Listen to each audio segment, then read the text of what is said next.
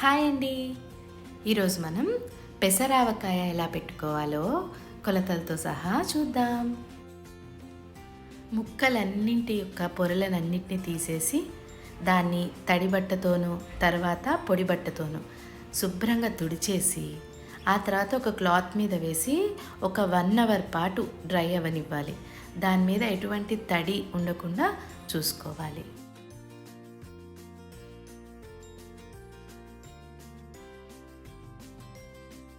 పెసరపప్పుని ఒక 1 అవర్ పాటు సన్ డ్రై చేసుకుని దాన్ని మెత్తని పౌడర్ లాగా గ్రైండ్ చేసి పెట్టుకోవాలి.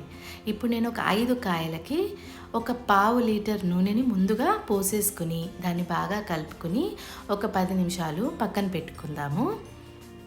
ఇప్పుడు నేను చూపిస్తున్న గ్లాస్తో కొలతలు చెప్తాను. 5 కాయలకి salt 1 glass, red chilli powder 1 glass, ఆవపిండి mustard powder 1/2 glass, moong dal powder పెసరపిండి 1 గ్లాస్, మెంతి పిండి 2 టేబుల్ స్పూన్స్ వేసి ముందు ఈ డ్రై ఇంగ్రీడియంట్స్ని చక్కగా కలుపుకోవాలి.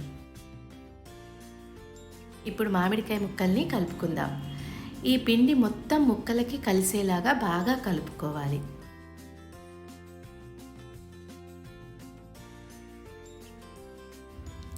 ఇప్పుడు ఫైనల్గా ఇంకో 1/2 లీటర్ నూనెని ముక్కలకి కలుపుకోవాలి. అంటే 5 కాయలకి మొత్తం 1/2 లీటర్ నూనె సరిపోతుంది. ఇక్కడ నేను నువ్వుల నూనెని వాడుతున్నాను. మీరు కావాలనుకుంటే పల్లి నూనె కూడా వాడుకోవచ్చు.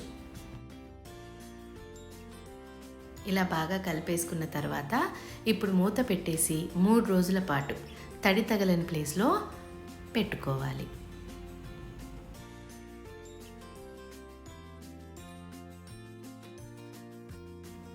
నెక్స్ట్ డే ఒకసారి సాల్ట్ కారం ఏదైనా పడుతుంది అనుకుంటే ఈ స్టేజ్లో ఒకసారి కలిపేసుకుని మళ్ళీ మూత పెట్టేసి 3వ రోజు ఓపెన్ చేసుకోవాలి. 3వ రోజు ఇలా కలిపేసుకుని దాన్ని మనం జాడీలోకి షిఫ్ట్ చేసేసుకోవాలి.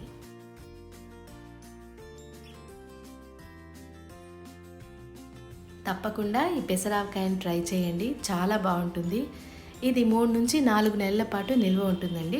మనం ఫ్రిడ్జ్లో పెట్టుకుంటే చాలా రోజులు మనకి నిల్వ ఉంటుంది. తప్పకుండా ట్రై చేయండి. నా వీడియోస్ నచ్చితే లైక్, షేర్, సబ్స్క్రైబ్ చేయండి. Thank you.